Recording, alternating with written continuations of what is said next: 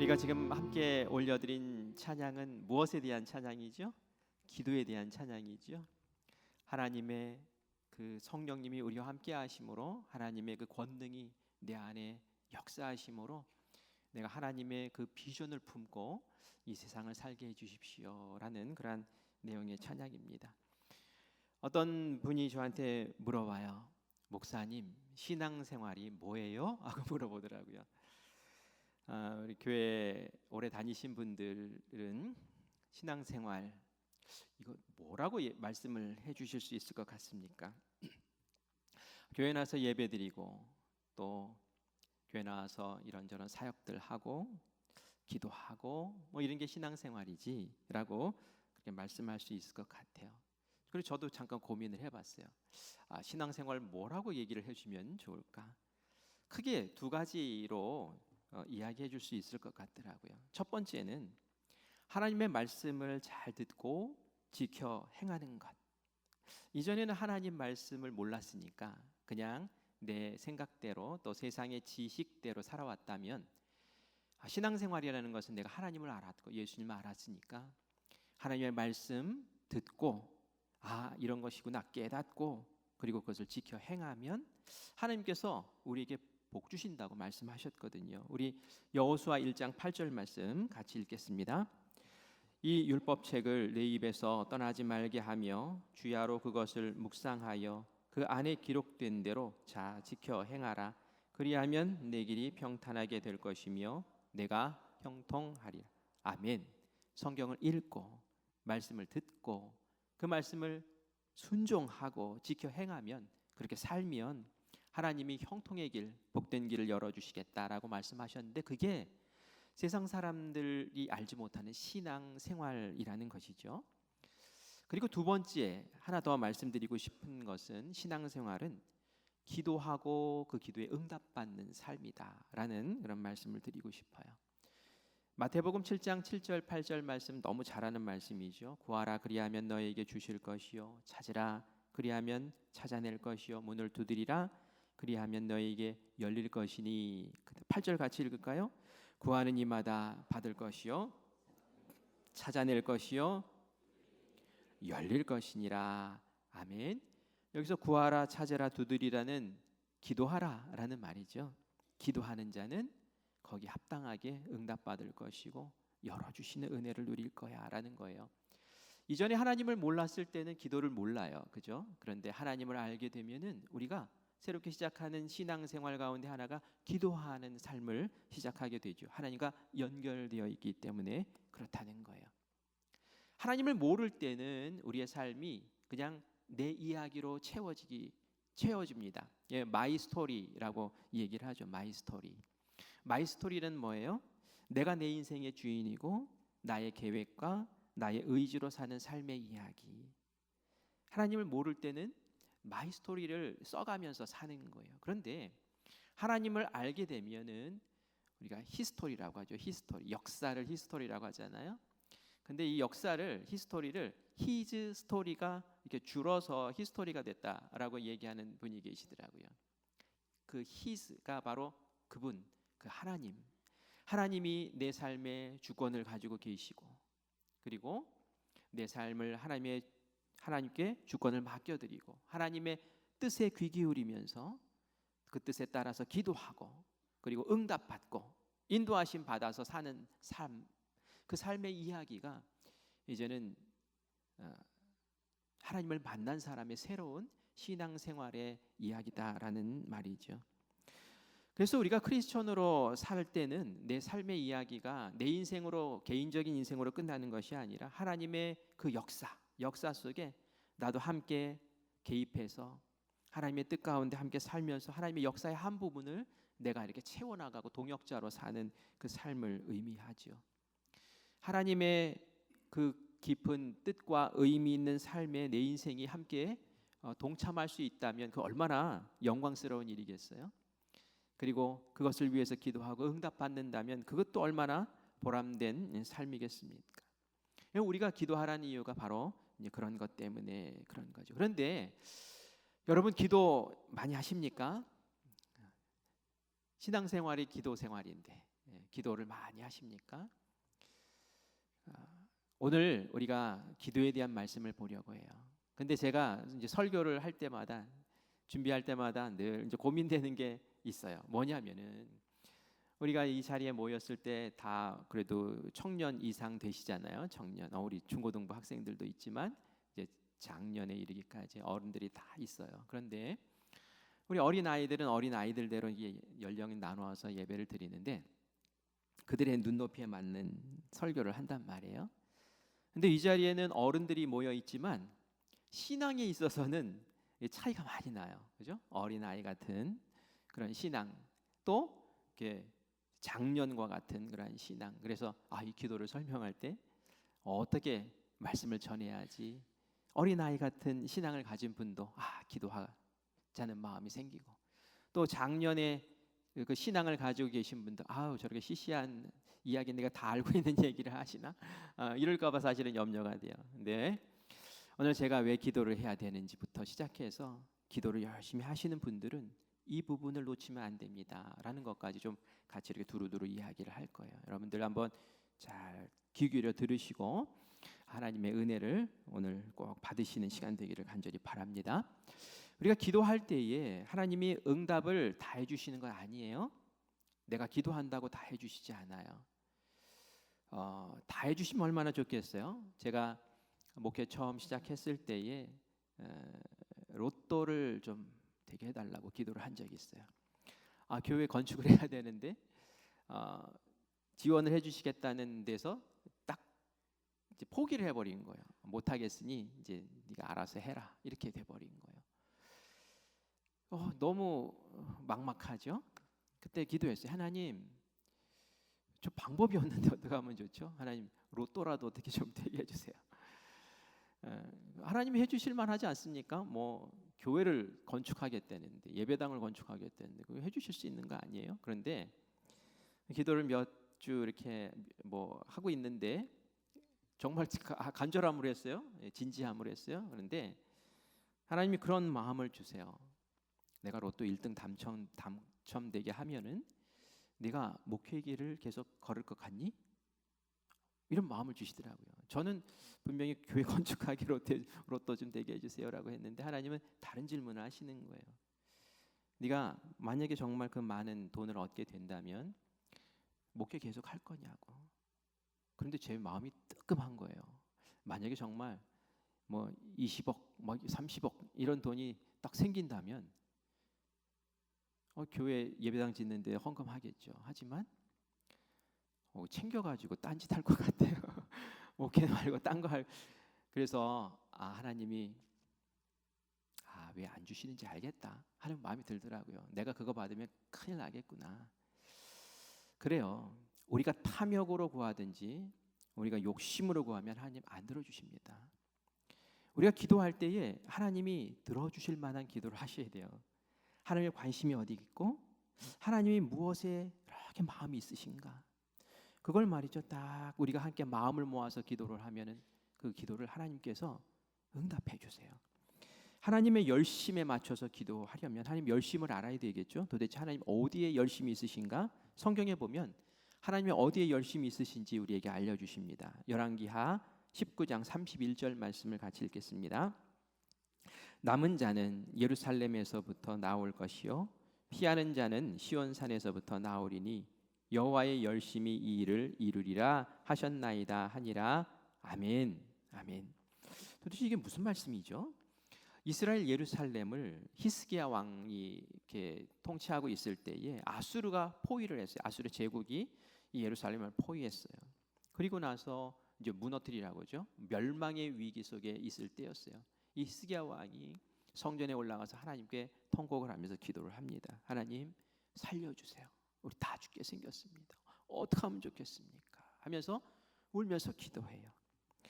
그러자 하나님이 응답을 하시는데 오늘 말씀처럼 응답을 하신 거예요. 어떻게 해요? 내가 이스라엘 백성들을 구원해 줄 거야. 내가 이 구원에 내가 열심을 가지고 있어 라고 그렇게 말씀을 하시는 거예요. 하나님이 대답하시는 거예요. 이 열심이라는 게 뭡니까? 하나님이 열정적으로 강한 의지로 주권적인 행동을 하나님께서 펼치시겠다는 거예요. 어떤 일에?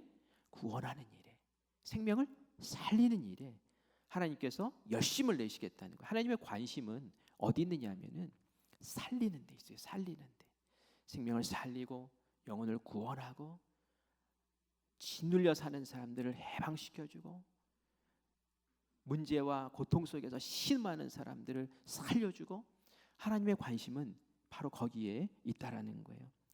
지난주에 제가 예수님이 왜 선한 목자이신가 거기에 대해서 말씀을 드리면서 예수님이 선한 목자야 라고 하시면서 하셨던 말씀이 있죠. 나는 양들을 살리기 위해서, 위기 속에 있는, 죽음의 그 위기 속에 있는 양들을 살리기 위해서라면 내가 내 목숨까지도 아낌없이 바칠 수 있어. 예수님의 관심, 하나님의 관심이 바로 그거예요. 살리는 거. 어떻게 하면 저 영혼 살리지? 어떻게 하면 저 짓눌려 있는 사람 살리지? 어떻게 하면 저 육신의 괴로움으로 허덕이는 사람 살리지? 하는 그런 마음이 있단 말이에요. 우리가 그런 마음으로 사실 큰빛 축제를 했죠. 제가 큰빛 축제 하면서 몇 가지 이렇게 생각했던 것들이 있었습니다. 깨닫는 것들이 있었어요. 뭐였냐면은 우리가 처음에 우리 전도해서 올릴 그 이름들을 한번 여러분들 작정해 보세요 하고 제가 강단에 선포하고, 저도 이제 해야 되니까 저도 고민을 했어요. 누구를 이름을 올릴까 하고 고민을 했어요. 근데 그때 느낀 게 있었어요. 뭘 느꼈냐면은 내 주변에는 예수 믿는 사람들밖에 없구나라는 걸 느꼈어요. 제가 이 교회 안에서만, 제 집이 어디 있는지 여러분 아시죠? 네, 저 꼭대기층에 있단 말이에요. 어느 때는 말이죠, 이 교회 건물 밖을 나가보지도 못하고 하루 종일 이 안에서만 살 때가 있어요. 저는 좋아요. 기도하러 금방 내려올 수 있잖아요. 목양실에 내려가서 또 일 보고, 그리고 교인들 교회에서 만나고, 신방 나가지 않으면, 근데 그야말로 이제 신방을 나가더라도 교인 만나러 또 나가고 하니까 이거 이름 쓰려니까, 그래서 미용실 나가서 만난 사람 미용실 원장밖에 없는 거예요. 그래서 이건 문제 있다. 내가 삶을 좀 바꿔야겠다. 이 세상 사람들과 접촉을 하고 예수님 믿지 않는 사람들과도 좀 만날 수 있는 어떤 기회와 계기를 만들어야겠구나 하는 그런 깨달음을 좀 느꼈어요. 그리고 여러분들도 다 공감하시겠지만, 한 영혼 구원하는 것이, 한 영혼 예수님 만나게 하는 일이 이게 쉽지가 않구나라는 거죠. 산모가 10달 동안 뱃속에 잉태하고 태에 품고 있다가 또 그냥 어마어마한 산고를 겪으면서 아기를 낳는 것처럼 그렇게 정말 어려운 그러한 과정들을 거쳐야 돼요. 그리고 또 방해하는 그런 일들도 참 많죠. 사실 저도 품었던 사람이 있었어요. 그런데 시간을 모시지를 못했어요. 참 마음이 안타깝더라고요. 그런데 제가 포기했을까요? 아니에요. 포기하지 않습니다. 왜냐하면 제가 하나님께 올려드린 이름이기 때문에 저는 포기하지 않을 거예요. 계속 기도하면서 하나님 만나주시고, 하나님 관심 가져주시고, 하나님 꼭 불러주시고, 하나님 이 사람 하나님 사람 만들어주세요 하는 그러한 기도를 계속할 거예요. 왜냐하면 그것이 하나님의 관심이기 때문에 그래요. 하나님의 열심이기 때문에 그래요. 다른 사람을 위해서 기도해 줄 필요가 있습니다. 왜냐하면 그 사람은 하나님을 모르니까 기도를 못해요. 자기 스스로. 그래서 우리가 하나님의 관심을 가지고 하나님의 열심을 나도 품고 기도하지 못하는 이들을 위해서 살리기 위해서 기도하는 그 중보의 기도가 우리가 필요한 거예요. 한 사람이 다른 사람의 입장이 되어서, 중보 기도는 그런 거예요. 내가 그 사람의 입장이 되어서 하나님과 그 사람 사이에서 내가 대신 기도해 주는 거, 이것을 중보 기도라고 얘기를 해요. 오늘 저는 아브라함의 이야기를 한 가지 소개하면서 아브라함이 중보 기도하면서 생명을 살리는 그런 이야기를 함께 보려고 합니다. 창세기 18장에 보면은 아브라함 집에 하나님과 천사들이 찾아옵니다. 처음에는 하나님인지 천사인지 모르고 아브라함이 그냥 나그네인 줄 알고 집에 들여서 이제 대접을 해요. 빵을 굽고 양을 잡고 해가지고 잘 대접을 합니다. 그런데 하나님이 이 아브라함에게 좋은 소식을 하나 알려줘요. 그 뭐냐면은 99세가 된 아브라함에게 내년에 사라가 아기를 안고 있을 거야. 사내 아이를 안고 있을 거야. 이거는 정말 오랫동안 기도했던 개인적인 기도였거든요. 그 가정에 그것만 있으면 가정이 정말 정말 살만하고 너무 감사하다라는 기도의 제목을 하나님 들어주시는 거예요. 얼마나 감사합니까? 생명을 주시겠다는 거예요. 너무 좋죠. 그런데 하나님께서는 개인 기도를 들어주시는 것뿐만이 아니라 이 아브라함에게 영혼을 위한 중보 기도를 시키려고 이렇게 찾아오셨던 거예요. 하나님과 천사가 대접을 잘 받고 이제 떠납니다. 떠날 때 하나님이 말씀을 하세요. 아브라함에게 우리가 소돔과 고모라로 떠나려고 한다라는 얘기를 합니다. 그러면서 소돔과 고모라가 죄악이 너무 많아서 나에게 막 호소하는 그런 기도가 들리는데 내가 정말 직접 확인을 하고 그리고 이거 멸망시켜야겠다 생각이 되면은 정말 그냥 멸망시켜 버리려고 내가 여기 온 거야. 그런데 너희 집 먼저 내가 들른 거야 라고 그 계획을 알려주시죠. 우리 창세기 18장 17절 말씀 같이 읽겠습니다. 여호와께서 이르시되 내가 하려는 것을 아브라함에게 숨기겠느냐, 내가 하려는 것, 그 멸망시킬 계획을 내가 아브라함에게 숨기겠느냐 하면서 말씀하시죠. 그런데 하나님이 아브라함에게 왜 이런 계획을 굳이 알려주실까요? 그냥 알려주시지 않고 그냥 가서 그거 할 수도 있잖아요. 그냥 가서 그냥 아브라함에게 너 애기 낳을 거야 이거 하고 그냥 가실 수도 있잖아요. 그런데 왜 굳이 알려주시냔 말이에요. 아브라함과 하나님이 뭐 특별한 사이인 거는 우리가 알아요. 그런데 알려주시는 이유는 뭘까요? 그것은 아브라함의 조카 롯이 소돔과 고모라 소돔 땅에 살고 있단 말이죠. 그러면서 그 소돔 땅이 멸망할 수도 있다는 걸 알려주시는 거잖아요. 그러면 롯도 같이 죽을 수도 있다는 걸 알려주시는 거잖아요. 아브라함에게 알려주시는 이유는 그거예요. 롯도 죽을 수 있어. 네가 롯을 위해서 중보기도해라 라는 그런 마음으로 알려주시는 거예요. 네가 롯을 생명의 길을 여는 그런 중보기도자로 서라 라는 마음으로 알려주시는 거죠. 하나님은 정의로운 분이시죠. 그래서 상벌이 굉장히 분명합니다. 소돔과 고모라 죄의 소굴이었어요. 하나님은 유황불로 이 죄의 소굴을 멸망시키기로 작정을 하셨어요. 그건 당연한 일이에요. 그런데 하나님은 우리가 잘 아는 것처럼 사랑이시잖아요. 이들을 위해서 누군가가 중보하고 이들을 살려달라고 간구하고 매달리고 하면은 하나님은 그것을 빌미 삼아서 죽어야 될 영혼들을 살려낼 수 있는 길을 열어주고 싶은 것이 하나님의 사랑의 마음이라는 거예요. 아브라함이 하나님의 이 이야기를 듣고는 깜짝 놀라서 롯을 탁 조카 롯을 생각하면서 하나님의 길을 막고 그리고 나서는 막 호소합니다. 아브라함도 알았어요. 이 소돔과 고모라가 얼마나 타락한 땅인지. 나중에 성경에 보면은 천사들이 그곳을 방문하였을 때에 롯의 집에 들어가죠. 근데 이 천사가 남자의 모습이었던 것 같아요. 그 집에 들어가 있으니까 저녁 무렵에 마을 사람들이 남자들이 찾아와 가지고 그 롯의 집의 문을 막 톡톡톡톡 두드리면서 얘기합니다. 지금 너희 집에 남자들 들어가는 거 봤다. 그런데 아주 잘생기고 건장한 남자들이 들어갔는데 야, 그 사람들 우리한테 내놔. 왜요? 우리가 그 남자들하고 좀 성관계를 갖겠다는 거예요. 남색을 하겠다는 동성애를 하겠다는 거예요. 이게 바로 소돔과 고모라의 그러한 성적 도덕적 타락의 모습을 여실히 보여주는 거죠. 아브라함도 그걸 모를 리가 없어요.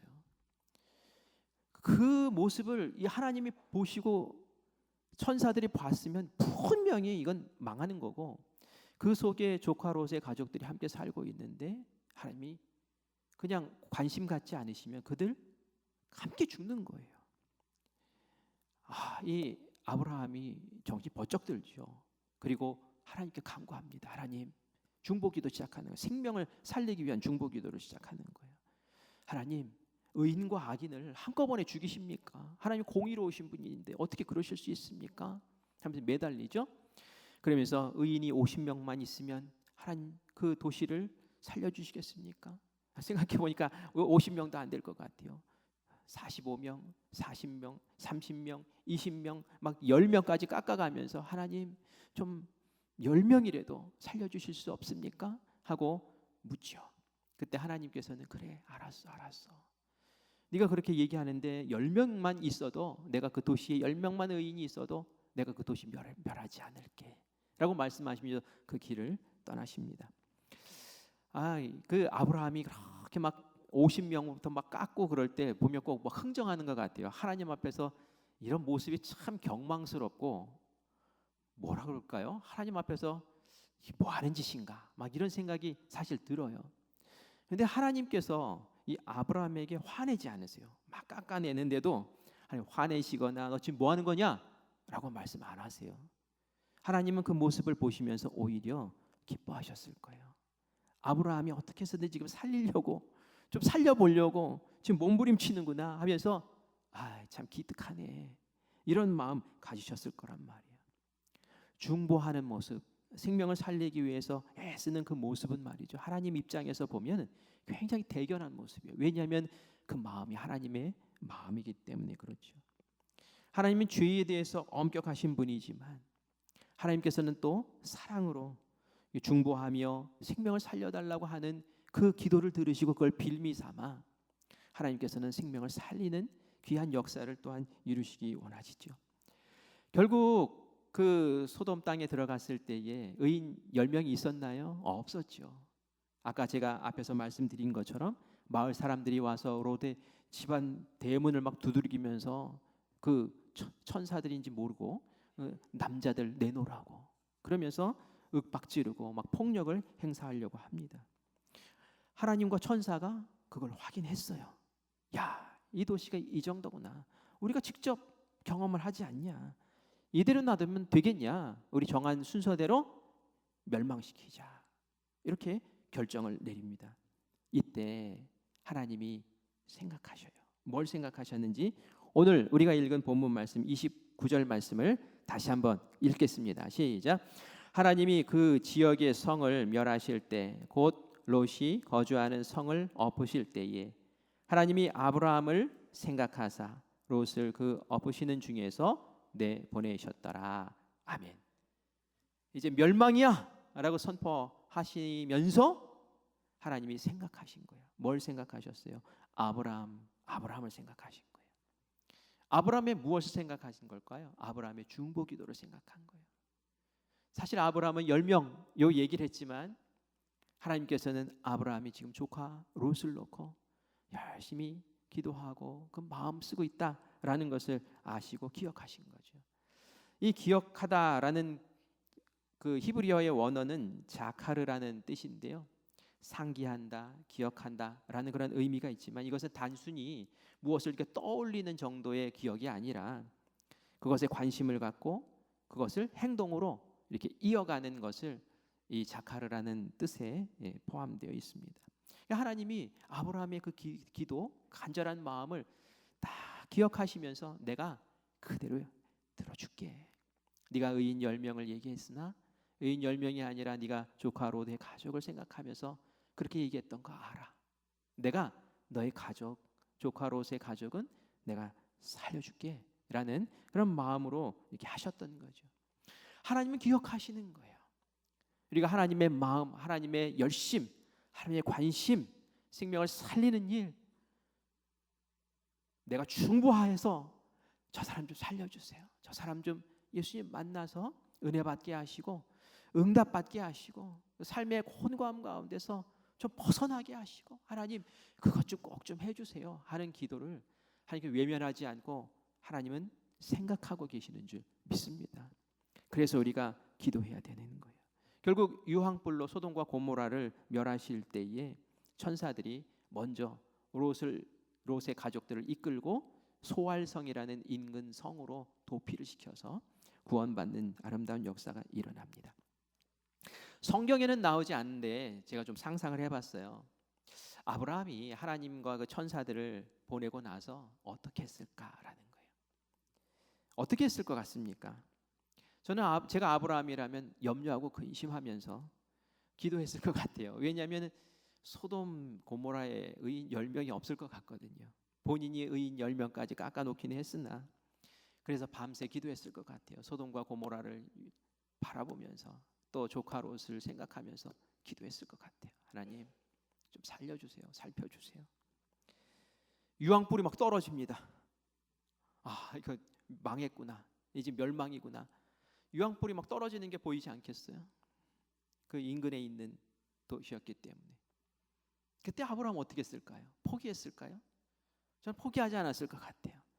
더 뜨겁게 기도했을 것 같아요. 하나님, 저 불구덩이 속에서 우리 조카 롯과 가족은 살려주셔야 됩니다 하면서 더 간절히 기도했다라는 생각이 듭니다. 하나님이 열심을 내시는 일을 우리도 더 함께 열심을 내면 말이죠, 하나님께서는 그 간절한 중보의 기도를 들으시고 하나님 역사하실 줄 믿습니다. 제가 지금은 뭐 영혼 구원에 대한 이야기를 했지만 우리 삶의 문제도 마찬가지예요. 우리 삶의 문제도 하나님 살려주세요 기도하셔야 돼요. 내 사업의 문제, 내 어떤 자녀의 문제, 이런 것도 생명이 걸린 일이 아닙니까? 하나님 살려주세요. 하나님 여기서 우리를 구원하기 원하시잖아요. 그래서 기도하지 않으면 안 되는 거예요. 이렇게 성도님들과 함께 이야기하다 보면은 이제 급해서, 이제 어려워서 저에게 그 어려움의 상황들을 얘기하시는 분들이 계시더라고요. 이렇게 해가지고 너무 힘들다고, 이렇게 해서 너무 고난하다고 그렇게 얘기를 해요. 그럼 제가 무슨 얘기할까요? 저도 이제 세상의 지혜를 구하죠. 또 지혜 있는 사람들에게 이런 문제를, 성도의 문제를 얘기를 하면서 자문을 구해요. 아, 이렇게 도와줄 수 있으려나, 저렇게 도와줄 수 있으려나 하면서 자문을 구해요. 그런데 제가 그 성도에게 하는 이야기는 이겁니다. 지금 기도하라고 하나님이 이런 문제를 허락하시는 거라고. 기도를 못했잖아요. 기도하시라고. 그 문제가 점점 깊어질수록 더 기도하셔야 된다고, 더 붙잡아야 된다고. 그전에는 기도 못했지만 이제는 기도할 때라고 하면서 저는 기도를 가르쳐요. 왜냐하면은 하나님께서는 그 기도를 들으시고 그 삶의 곤고함을 하나님께서는 살려주시기를 원하고, 그 눌린 데서 일으켜 세워주시기를 원하거든요. 그런데 죽어도 기도하는 사람이 있어요. 죽어도 기도하는 사람이 있어요. 제발 좀 기도합시다. 제발 좀 기도합시다. 기도하셔야 되는 거예요. 집에서 밥 먹는 기도, 이거는 그냥 슬쩍 넘어가는 기도잖아요. 간절함의 기도, 정말 붙잡고 매달리는 기도, 정말 목숨을 건 기도, 생명을 건 기도, 이제 이런 기도를 우리가 기도의 자리에서 해야 될 줄 믿습니다. 그래서 아직도 난 기도를 못해요, 난 기도를 몰라요 하시는 분들은 오늘 이 시간 기도해야겠다. 구하라, 찾으라, 두드리라, 열리겠다고 하셨던 그 말씀 붙잡고 기도해야겠다. 근데 주변에 있는 이들 가운데서 기도 못하는 사람들이 있잖아요. 그러면 내가 저들 살리기 위해서 중보기도 해야겠다. 내 기도는 응답 받았어도 하나님, 저희들은 기도를 알지 못해서 기도 못하니 내가 그들의 이름을 부르며 그들의 상황을 붙잡고 기도하겠습니다 하고 기도하는 우리가 되기를 간절히 바랍니다. 기도는 간절해야 돼요. 기도는 진실해야 돼요. 기도는 포기하지 말아야 돼요. 엘리야 선지자도 이스라엘 백성들 3년 6개월 동안 비 안 오는 상황, 그것을 종료시키기 위해서 기도해요. 3년 6개월 비가 안 오면 말이죠, 죽는 상황이 돼버리는 거예요. 하나님께서 비 내려줄게 라고, 살려줄게. 그런데 네가 기도해. 그래서 이 엘리야가 산에 올라가서 무릎을 꿇고 다리 사이에 머리를 집어넣고, 무릎 사이에 머리를 집어넣고, 그리고 나서는 기도하는 거예요. 이게 무슨 표현입니까? 간절하게 기도하는 거예요. 간절하게 기도하는 거예요. 포기하지 않아요. 기도 한번 하고 시종에게 지금 구름이 좀 떴는지 한번 보라고 그랬을 때에 시종이 구름 한 점 없습니다 라고 얘기를 하죠. 또 기도하는 거예요. 그 기도하기를 몇 번이나 하느냐면 6번이나 계속 반복을 합니다.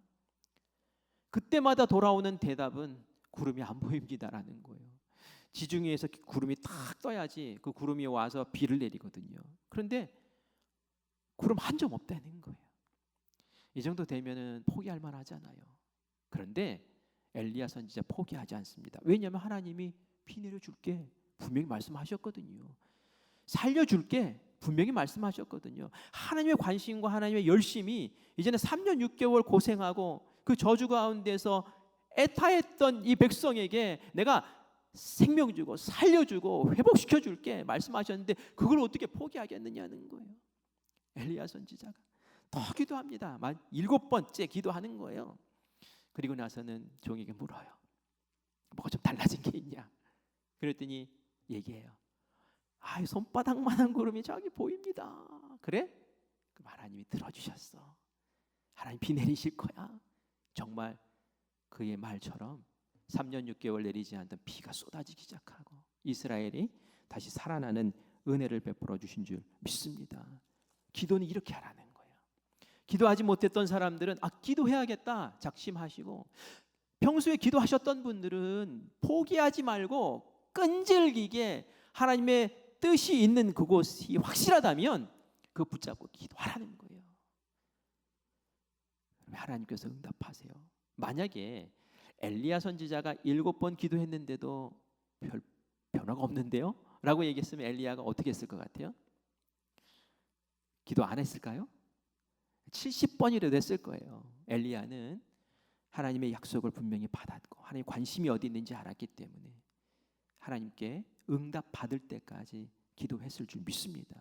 우리가 그 마음을 알아야 되는 거예요. 그게 바로 기도의 모습이라는 거예요. 저는 이 엘리야의 기도 모습을 통해서 한 가지 우리가 이제 기도를 열심히 하시는 분들에게 드리는 말씀이에요. 한 가지 우리가 알아야 될 게 있어요. 그게 뭐냐면은 엘리야의 기도를 통해서 배워야 될 게 뭐냐면은 엘리야는 기도하고 그 다음에 뭐 했어요? 시종에게 물었어요. 이게 묻는 게 뭐예요? 기도를 체크하는 거예요. 하나님 어떻게 응답하시는지 보기 원하는 거예요. 한 번 하고 묻고 한 번 하고 묻고 한 번 하고 묻고 계속 그래요. 여러분 이렇게 기도하십니까? 기도하고 그리고 나서 하나님께서 내 기도한 상황 가운데 어떻게 역사하시고 어떻게 움직이시나 관찰하십니까? 그거 안 할 때 많아요. 그냥 기도하고 그냥 잊어버려요.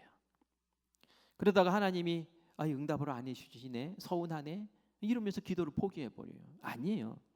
기도하고는 한번 보셔야 돼요. 또 살펴보셔야 되는 거예요. 결국은 손바닥만한 구름이 뜬 거를 알게 되잖아요. 그리고 나서는 맞아 저거구나, 하나님께서 응답하셨구나, 아멘 하고 나서 이제 기도를 그친단 말이에요. 우리의 기도도 이렇게 돼야 돼요. 그러면 영적인 민감함이 있어야 돼요.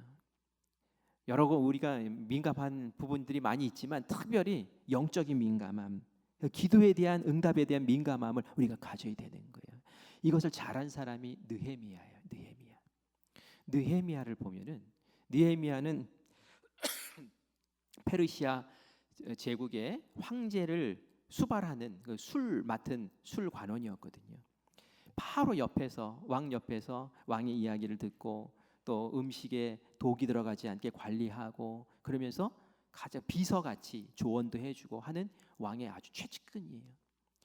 그런데 이 느헤미야에게 고민이 하나 생기죠. 그것은 자기 동족들이 포로에서 귀환해서 예루살렘에 갔는데 그 예루살렘 땅에 귀환해서 보니까 완전히 황폐화되어 있어서, 그래서 새로 구축하고 성벽도 쌓고 해야지 그 안에 들어가서 외적의 침입도 막고 살 수 있는데 성벽을 건축할 수가 없게 돼버린 거예요.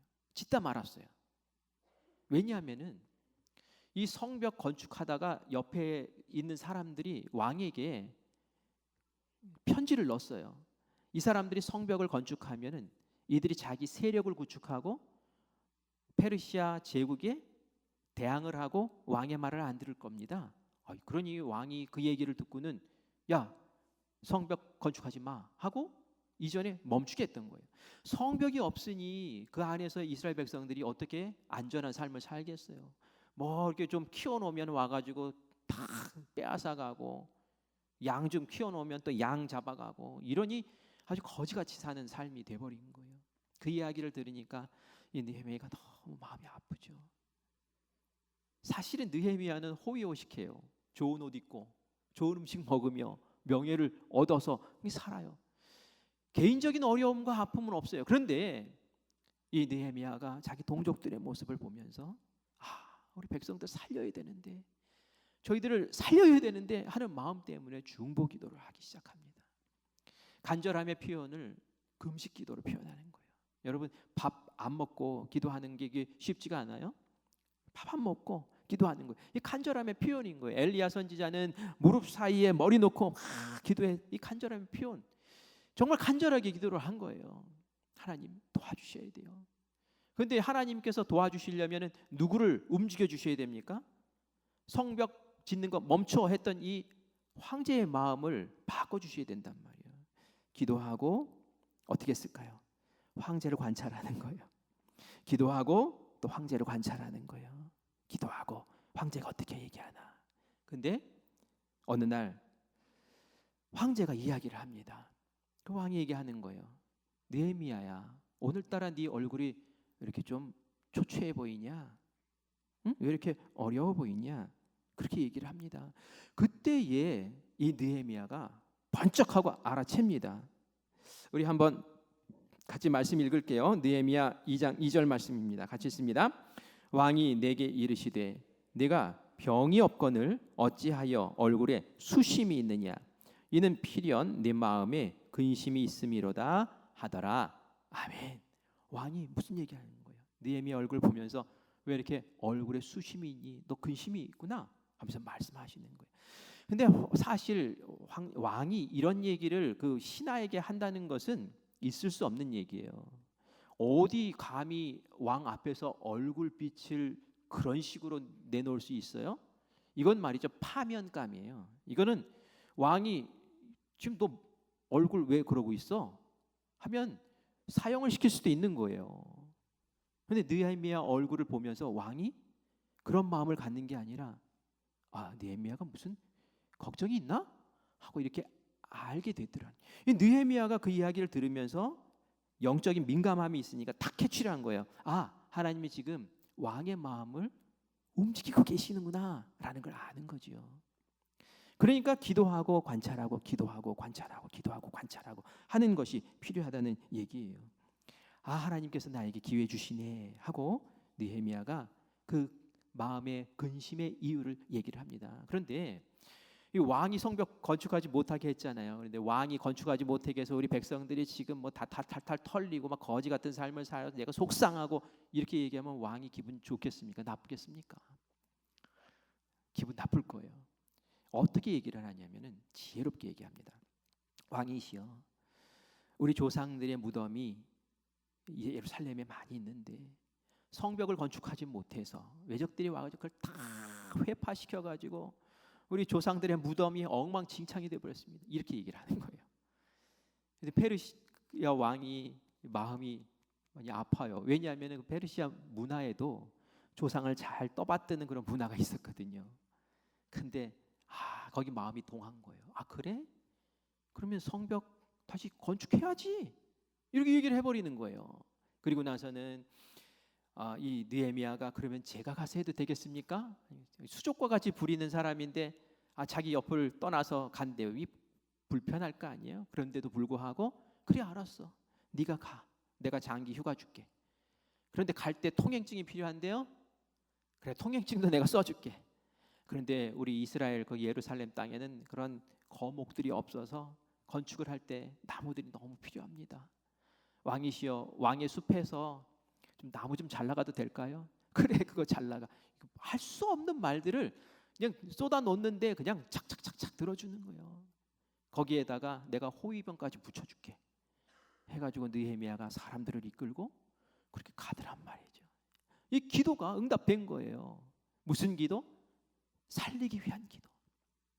이스라엘 백성들, 처참한 상황 가운데 있는 이스라엘 백성들 살리기 위한 기도. 그 자신을 위한 기도에 그거 아니잖아요. 중보하는 기도예요. 중보하는 기도. 그 이스라엘 백성, 나는 호의호식하는데 이런 기도가 필요 없지만 살아야 될 사람, 다시 일어서야 될 사람, 그 사람들을 위해서 하나님의 그 관심과 하나님의 그 열심으로 뜨겁게 기도하고 포기하지 않고 기도하고 살피면서 기도하고 그랬더니 하나님께서 결국은 그 일을 이루신 줄 믿습니다. 결국 느헤미야가 사람들 이끌고 가서 예루살렘 성벽을 완전히 수축하고 이스라엘 땅을 다시 하나님께서 세우신 아름다운 역사를 이루게 하신 줄 믿습니다. 우리가 이렇게 기도의 용사들로 쓰임 받지 않은 거예요. 요즘 들어서 기도에 대한 마음이 자꾸 들어서 제가 금요 성령 집회 때도 막 기도 얘기, 기도 말씀 전하고 그 말씀 붙잡고 우리 기도하자고 함께 기도하고 그러고 있어요. 왜 그럴까요? 기도는 하나님을 경험하는 통로이기 때문에 그래요. 기도하면 하나님이 간섭하기 시작하거든요. 보이지 않는 하나님이 막 역사하시는 게 보이거든요. 우리가 신앙생활하면서 하나님 경험하고 싶잖아요. 그러면 기도하고 하나님께서 어떻게 역사하시는지 관찰하고 그리고 하나님의 그 역사를 나도 경험하고 신앙생활이 막 생기가 돌고 신앙생활에 기쁨이 있고 이런 은혜와 역사가 우리 가운데 있기를 간절히 축원합니다. 우리 한 사람 한 사람들이 다 기도의 용사들이에요. 정리해서 말씀드립니다. 신앙생활은 기도하고 응답받는 삶입니다. 기도하지 못하셨던 분들은 이제 기도를 시작하시기를 바라요. 기도할 때 내 욕심대로 기도하는 것이 아니라 하나님의 관심이 무엇인지를 놓고 기도하시기를 바라요. 우리가 개인 기도도 하지만 나는 구할 것이 별로 없어요 하나님, 그러면 중보 기도하세요. 그래서 생명을 살려야 되는 그 사람들을 위해서 뜨겁게 기도하기를 바라요. 기도는 그냥 대충 하는 기도가 아닙니다. 간절하게 포기하지 않고 기도할 때에는 기도하고 관찰하고 기도하고 살펴보고 하면서 그 기도가 어떻게 역사로 이루어지는지를 꼭 누리시기를 바랍니다. 오늘 제가 기도에 대한 여러 가지 이야기들을 했는데 그래서 마음에 잘 정리하시고 기도로 승리하시는 우리 사랑하는 성도님들 되시기를 간절히 축원합니다. 아멘.